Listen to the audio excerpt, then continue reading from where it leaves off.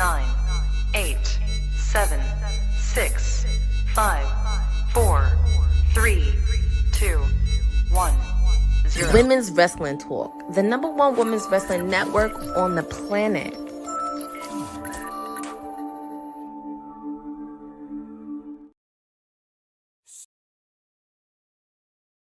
Say his name and he appears. I believe it said. What up, peeps? What up, peeps? What's going on? It's Monday, and if you hear the sound of my voice, that means your mayor is now in studio to recap Monday Night Raw. It's the Monday Night Mayor. Where else would you rather be on a Monday night? And yeah, it's a holiday. I know we didn't get to do live earlier, but who gives a fuck about the President's Day when you have your mayor?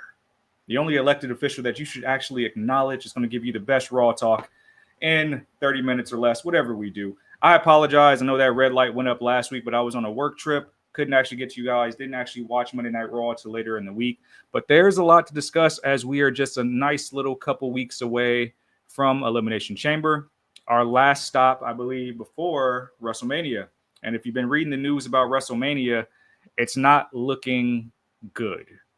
From ticket sales being low to them doing a 25% off today, which probably didn't really feel like a discount for a lot of us. And then the card really not taking that much shape outside of Punk and Reigns. There's a lot of things that we don't know what's going to happen at WrestleMania. Not to mention that it came out that since, I don't know if it's as a result of ticket sales being low, but the fact that there's probably not going to be any watch-alongs, like actual watch parties in Vegas on the Strip like there was last year. And it might be an effort to force everybody to actually buy tickets to the actual show, because it seems like TKO, WWE are actually cutting off access to streaming the show if you're in Vegas. I'm not sure how that's going to work out. You're going to piss a lot of people off in Vegas, and I won't say WWE won't be welcome back, but they're relying on that tourism for people who can't spend thousands of dollars to go to the show. And like last year, I know us and WWT fam, we were at the Palms watching the show, and there was so many other places you can watch WrestleMania, at the hotels, at the casinos, and I hope they don't ruin that by doing that. But we'll see, man. We'll see. We had a packed Monday Night Raw. I would say it was I'll give it a C+, if I'm being honest. The action was cool. Some storylines further, but it felt like more the same in recent weeks. I think we had some more stuff happen last week, but I mean, we opened up with rinse and repeat. The Usos coming out. They were interrupted by the Vision, interrupted by LA Knight. We get a 6-man tag. War words. I'm happy that LA Knight actually addressed the elephant in the room, that him and the Usos don't really see eye to eye. But we got this for like, I don't know, the 100th time. The Usos, LA Knight taking on the Vision. But it seems like we have to pivot, because what we know from last week is that Braun Breaker had surgery to avoid a herniated disc, I believe. So a lot of pain for Braun, but I think what we're doing now is we're trying to hard pivot to keep the Vision looking strong and also build a new star in the Vision, which, if you're asking me, it should have been Bronson Reed from the beginning, who actually looked the strongest in the 6-man tag after taking out LA Knight, pretty much saving the match, running roughshod, even after the Masked Man came and took out Logan Paul. If you guys didn't see the show, the Vision won, looked strong to open the show. We still doing the Masked Man thing. We don't know who the Masked Man is. People speculated Jake Paul. People speculated Grayson Waller. But we're going to keep carrying this thing through. And it seems like it's going to be a thorn in the side of not only the Vision, but with Adam Pearce, because the Vision is also putting pressure on Adam Pearce to figure out who this man is. But I don't think this match hurt the Usos or LA Knight by losing. If anything, I think it hurts the tag division, because we're not pushing that forward after the Usos beat Tozawa and Otis last week. We got to push that forward. There's a lot of tag teams that need to be showcased, and I feel like SmackDown's doing a better job of highlighting their tag team division. So hopefully the Usos don't suffocate this division, even if you got to do like a makeshift tag team of Theory and Logan Paul to push that feud forward. We got to do that. But it seems more and more that at the result of this, that Bronson Reed is the guy going forward. And I think they're going to make him look strong. If you remember, he defeated Roman Reigns in his country, in his homeland, rather. It just makes sense. It makes sense. I fully expect Bronson Reed to be in the Elimination Chamber, and it makes sense for all parties that they move forward with him because it seems like they wanted of course they wanted Breaker to be the breakout star, but I'm still confused what Theory's involvement is. I mean, the buzz cut hair, different gear, but now different gear again this week with the Sherpa coat cut off. I don't know what the fuck that was. It felt like when they were doing not the John Mike, but the Dean Ambrose gimmick where he had the gas mask around. That's what it felt like Theory was wearing. And I feel like they're trying to make him stand out, and it's not working. Great in ring, character-wise, something's missing. And of course, Logan Paul is Logan Paul. Boza said, yeah, you see the Vision challenging the Usos for the titles. People are speculating Pierce. People are speculating Bad Bunny. Because all that stuff happened with asking Logan Paul on the red carpet if he's excited for the Super Bowl, saying no. The Puerto Rico stuff. I mean, if it's Bad Bunny, I think that would be a great reveal if they do that, because it gives you a match on the WrestleMania card that will absolutely draw ratings for sure. But the Vision pick up the win in our first action of the night. Masked Man did another drive-by, and he survived being attacked. But Reed was the breakout star there. Next match we had up, qualifier match for the Elimination Chamber. We had Asuka, Natty, and Bayley in triple threat. And I thought this match was good, and I thought it did a lot to make Natty look strong. Of course, she's still going to have her rivalry with Maxine Dupree, who did show herself post-match. But I got to feel for Bayley because it feels like Bayley and Lyra are the forgotten tag team, despite probably being two of the best workers. And then, of course, Natty didn't take the pin here because you want to keep her looking strong with this new rendition of her character. But Natty, I mean, I'll be saying some slanderous stuff on here, but Natty was pulling some shit out. If you guys saw what I saw Natty do a fucking Batista bomb. And I was just like, whoa, okay, more of this. And if you get a hard-hitting match with her and Maxine at some point, I hope it's televised or on an actual PLE spot because it deserves that, since you're getting this character that's been good throughout the country in an independent wrestling scene. I really feel like there's a spot for that. Asuka picked up the win in this match by thwarting Natty, putting her to the side. Bayley tried to get a pin and end up tapping out to an Asuka lock. Do not like Bayley tapping, but maybe that's one way to tap into the character thing where Bayley was kind of tapping into multiple personalities, tapping out, going back between role model and hugger, because we've gotten so far away from that with her being in the tag team division that story still needs to be told.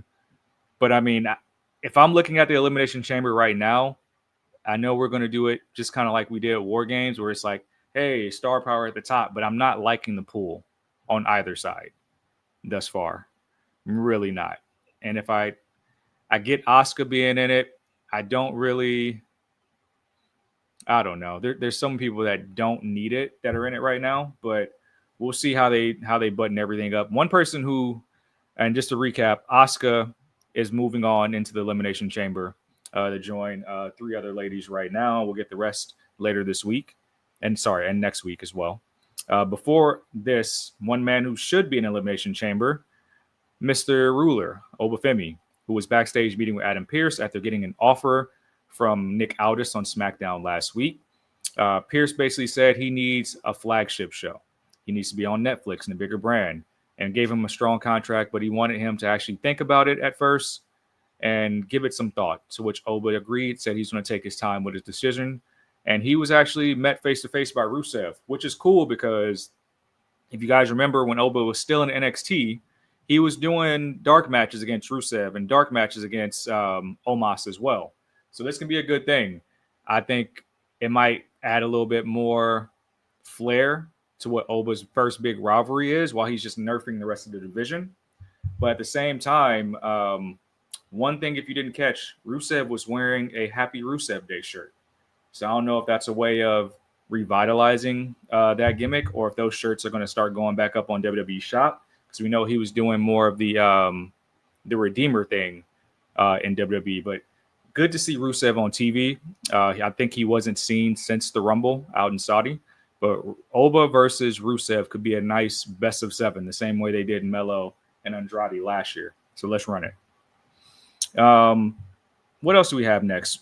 We saw backstage, Michael Cole had a scoop and had a big interview with Liv Morgan, which was interrupted by Stephanie Verker, who's a champion, who it seems like Stephanie is almost begging Liv to choose her as her WrestleMania opponent. Liv said she was going to take her time because she likes being the center of attention. And Stephanie's entire promo was in Spanish, which hilarious to see Dom translating in real time to Liv. But Liv sunk into her seat. And if you go back and look at some people who transcribe this on social media, basically what Stephanie was saying is like, Liv, you're spoon-fed. You never got it out the mud. So why would I be worried about you? And I'm going to embarrass you if you choose me at Mania, because I'm not just doing this for me. I'm a fighting champion, and I'm doing this for the women's division because you were spoon-fed, handheld, everything to get to this spot. You don't deserve to be a champion like me because I'm a fighting champion. Basically, just paraphrasing what Stephanie said, but it kind of left Liv shook the rest of the night to where she cried in the Judgment Day clubhouse. Raquel had to take her to go get some fresh air, touch some grass, because the promo really shook her. So I'm interested that they're going in that direction to make Stephanie look strong, because to me, they've stripped away so many things already that made Stephanie look dope. And I think they're trying to scramble to build it back up. Like, and I'm talking about the entrance music, because that was really a big thing to make Stephanie lose. Like, her aura was already there.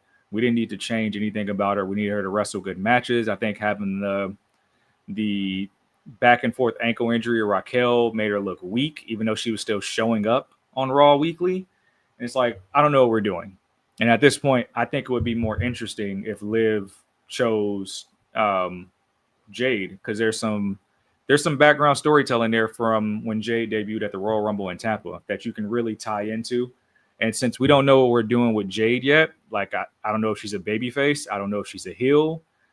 I don't think they know what they want to do with Jade's character. So I think it would be fun to see Jade kind of having to take on the entire Judgment Day, and maybe 3 women causing Jade to lose if that's the case. I think they should really lean into that more likely than anything. We heard from CM Punk, who came out and talked about being a fighting champion in a promo and how he might be pissing people off by ruining the dream match with him versus Roman Reigns at WrestleMania. But he still wants to challenge so many people. He said Gunther has a shot coming for retiring AJ Styles. Of course, his opponent at the Chamber, Finn Balor. But he said he wants to fight the best of the best and be a fighting champion for the division. He was met by Finn Balor, who had his OG music. Big point there. And it seems like maybe Punk is trying to strip away the layers of the Judgment Day from Finn. But I guarantee you they're not breaking up the Judgment Day. Nope. They're the creative team, the writers, so scared of breaking up the Judgment Day. There's no way. But Finn came out, even with his OG music. JD McDonough's back. Dom was by his side. And he pretty much came out to let him know that, hey, you're not the best in the world because you're not as traveled as I am. And you haven't even wrestled and worked and trained with the best styles of wrestling like I have. Punk pointed out that Finn did do those things, but it was when he was on his own. And he is pretty much handcuffed by the Judgment Day and who he is today.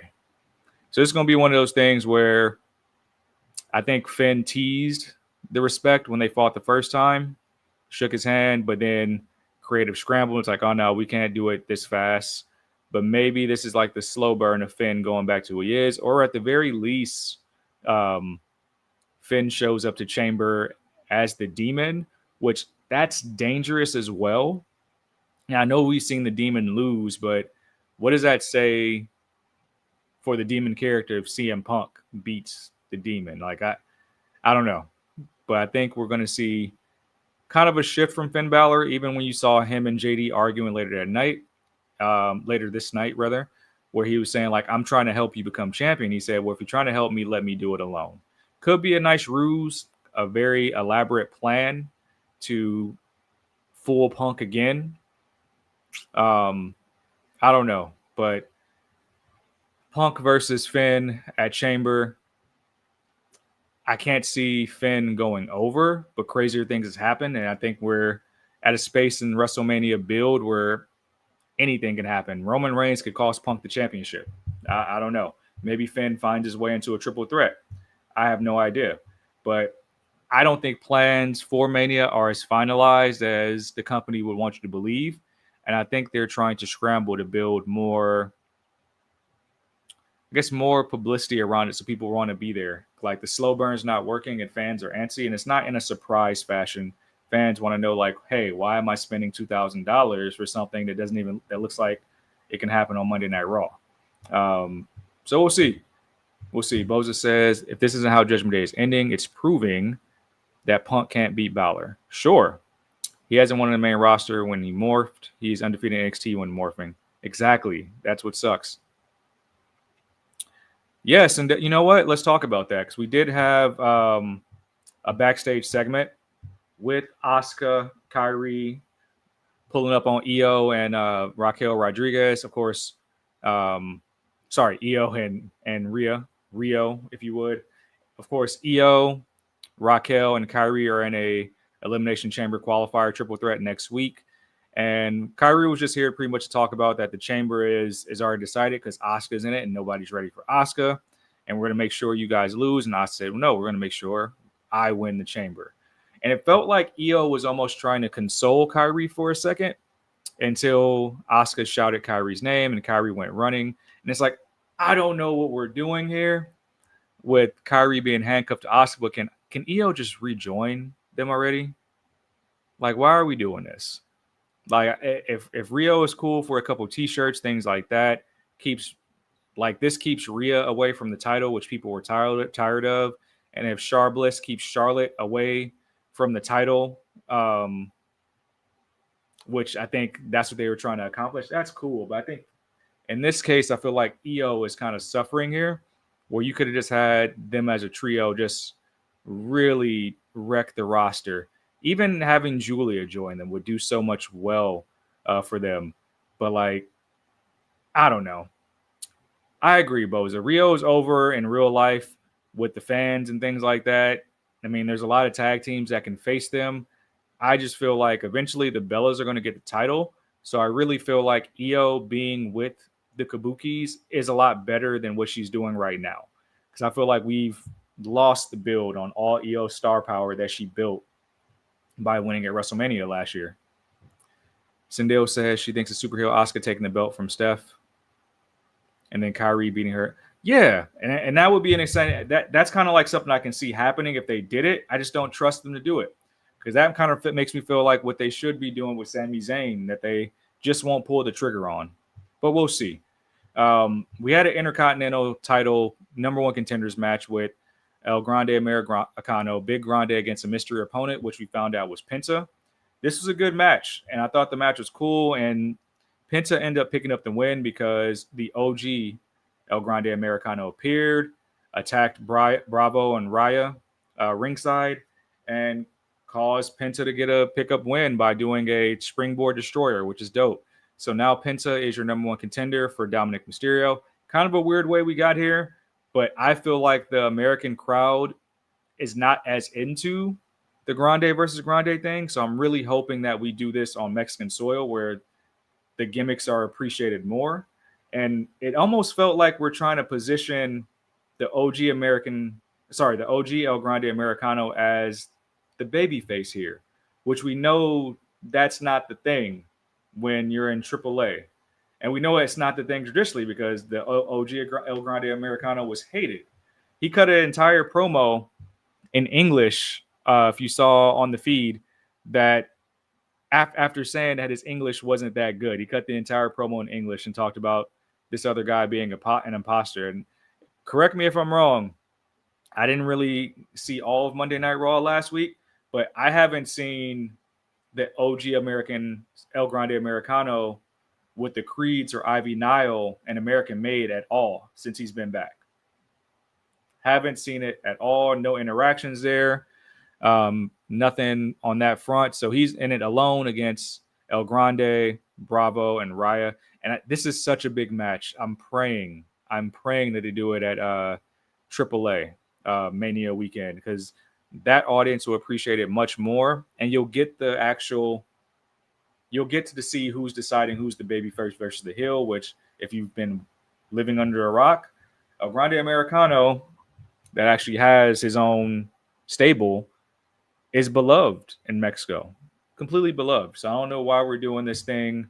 We're in the States that the more reoccurring, returning OG Americano is like the babyface. That was just weird.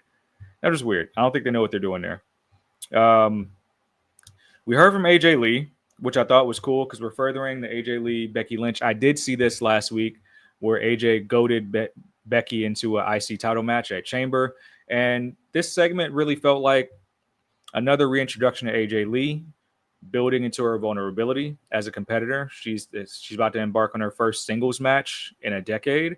On top of that, the last time she held gold, there was no women's IC title. There was no multiple titles or women's tag team titles on the brand. It was just the Divas Championship. But she stood 10 toes down and let the fans know that she made that title and that she made the women's division what it is, because the division looked a little bit different before she got there.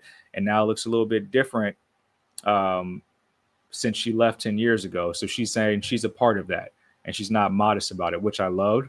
She called Becky out, and the two women didn't get into a fisticuffs, if you would, but there was just a war of words, and she goaded Becky to get into the ring and wanted her to hit her. Almost sounded like my brother and me. He was like, hit me. And nothing happened. But at the same time, you push the feud further. Becky scours away, and she goes straight to Twitter and says, hey, I'm not fighting in Memphis. Don't fight in Memphis.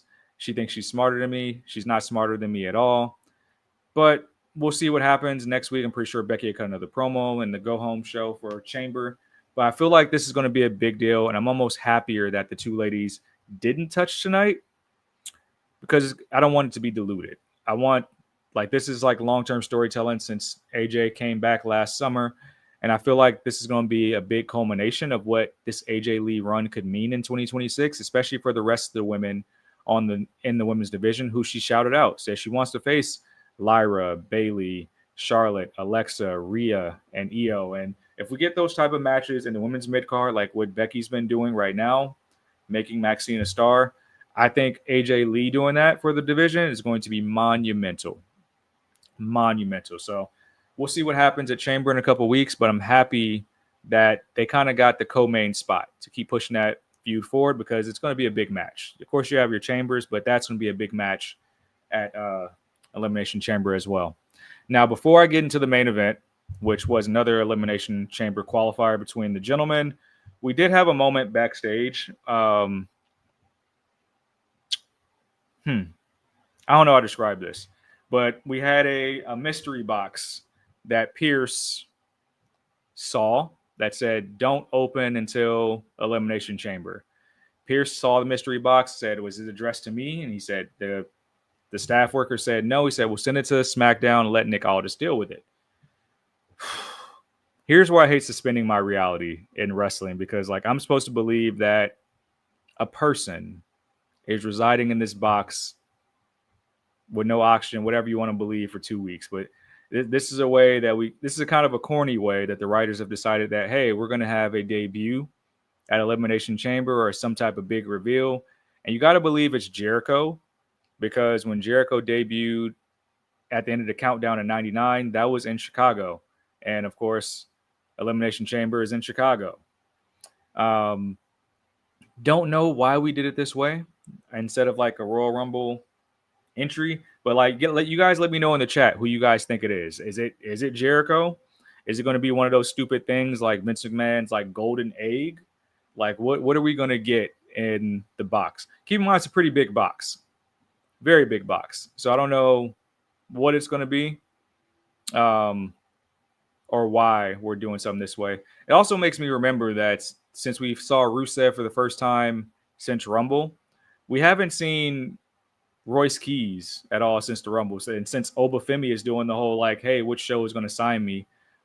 Why haven't they done that with Royce Keys yet? Hey, big free agent, which brand do you want to sign with? Do we have a shortage of free agent frenzy that we can't do that with him as well? let's make it make sense, guys. Let's make it make sense. The only I like that. I like that Zilla shout out, Sindel. Only reason I can't say it's Zilla is because Zilla has unfinished business with Ricky Saints from Ricky Saints attacking him in House of Glory. And now we know that MJF said he's going to the next House of Glory to challenge Zilla. So I don't know how that works, but I'm pretty sure Booker T's independent brand is open to working with anybody. But I would have to feel like they don't want the companies to enter. I'm talking about WWE and AEW. I would have to think that they don't want their brands to intertwine, and maybe there's some type of back scenes bidding war going on for Zilla. I don't know, but that's a good call out. But Zilla's even been saying he's going to come to NXT and attack Ricky Saints, but I don't know what's going to happen there. Don't know. But our main event, Gunther, Dominic Mysterio, Young OG, Javon Evans, triple threat to see who's going to be the next man in the Elimination Chamber. And I thought this was a great match. I thought it was a way to showcase Gunther being dominant, because I think everybody thought far and wide that he might win this match or that Dom would steal it. And I love that even there was moments that even Dom cheated to try to win this match. But it ended up being, I honestly thought Dom was going to get it when Gunther had Evans in the sleeper and he hit the frog splash. Didn't happen there. But we ended up seeing a returning Dragon Lee taking out Gunther with the ring bell, which allowed enough space for Young OG to hit an OG cutter on Dom, get the win. Young OG is going to Elimination Chamber with the likes of LA Knight, Cody Rhodes, and I believe also Randy Orton right now. And I thought that was a really big deal for Javon, especially in lieu of everything that went on today and all the discourse around Javon by Kevin Nash's comments saying he needs to be more urban. And I think we have to remember that this is a 21-year-old kid. Of course, he's going to be excited and happy to be on the main roster at this age where so many other people get caught in developmental for years. So he has a gift, and he's really relying on what got him to the dance. And there's nothing wrong with that. And I really hope Kevin Nash saw a lot of the backlash and retorts to his comments and comes and makes a public apology, because he's usually on the right side of history. And that was like very unbecoming of big, sexy Kevin Nash, if I'm being honest. But big moment for Javon Evans. And I think it's huge that he's going to be in the chamber because, one, we're going to see an amazing spot, maybe an OG cutter off the top of the cage. Hopefully Bronson Reed is in that joint as well, so we actually get some tsunamis in there as well. But as far as next week is concerned, we actually have, I believe, 2 Elimination Chamber qualifiers. I mentioned one, Raquel Rodriguez, Io Sky, Kairi Sane. Sindel, I think we are on the same wavelength. I'm pulling for Kairi to actually be in the chamber if possible. And then we also are going to have the OGL Grande Americano, Jey Uso, and Bronson Reed, which, since Big Grande cost, OG Big Grande costs real Big Grande his IC #1 contendership, got to feel like that's going to disqualify OG next week. And got to feel like since Jay's a tag team champion already, he's no need for him to be in chamber. Feel like this would be a spot that Braun Breaker would be in. So I feel like Bronson Reed is going to be a lock, especially where him saying that he's going to find the masked man and end the problem straight to Pierce's face. I think we're full send on Bronson Reed going into Mania season. And he's going to be a big part of whatever is going to happen to me, in one of these title pictures. Like whether it's him going the SmackDown route for a title, but he's going to be in one of these title pictures for sure. But that was Monday Night Raw, y'all. Like I said, I think it was a C+ show. We'll see who the next qualifiers are, but we are no closer to knowing if WrestleMania is going to be a card worthy of $2,000 between 2 nights, or just going to Vegas and just watching it somewhere from your hotel. I have no idea what we're getting, but yes, the tribute to AJ Styles next week is in Atlanta, and it makes me wonder if AJ is going to be there. They didn't allude to him being there, but it seems like another way just for Gunther to come out and shit on AJ Styles in his hometown and allow Dragon Lee to actually make an attack on Gunther again. I feel like that's what you're going to get from that. And I don't know, something's got to give. Hopefully this is like the magic potion that allows fans to get behind Dragon Lee. If not, I don't know, man. I don't know. But we'll see next week. Make sure you lock in with us on Wednesday. We'll be back for WWT Live. We just took the day off. And on top of that, we'll be back for your Timeless Elite. Your CEO Wednesday nights, as well as your Honey Night Friday watch along. And of course, WWT Live on Friday. Tap in with us if you're in the LA metro area and stuff like that. I think I'm going to actually go to Cosm and watch Elimination Chamber. So if you're in the area, pull up on me. Let's grab some drinks and stuff like that. Let's have fun as a community this year. We're going to be making sure we give you guys as much content as we have, as content as we can. No, TK is pulling up with some stuff from All Caribbean Wrestling that I'm sure she'll share when she gets back. And of course, we're building for Mania season. Make sure you guys tap in with the K-Fabers on Thursday night as well. But I'll be back with you guys next week for the Monday Night Mayor Watch Along next week. And hopefully we get more build and figure out what we're building for WrestleMania, because it costs a lot of money. 25% off ain't enough. And we just want a good show, right? But appreciate y'all rocking with me tonight. I got to get to bed. Got work tomorrow. This has been the Raw Post Show with your mayor on Mayor's Day, not President's Day, on Women's Wrestling Talk, the #1 women's wrestling network on the planet. Peace, y'all. Thanks for joining WWT. Don't forget to like us on all social media platforms at WW Talk Pod. Like and subscribe on all video and audio platforms like yesterday, my G. And check out our website at www.talkpod.com. Thanks for watching Women's Wrestling Talk, the #1 women's wrestling network on the planet.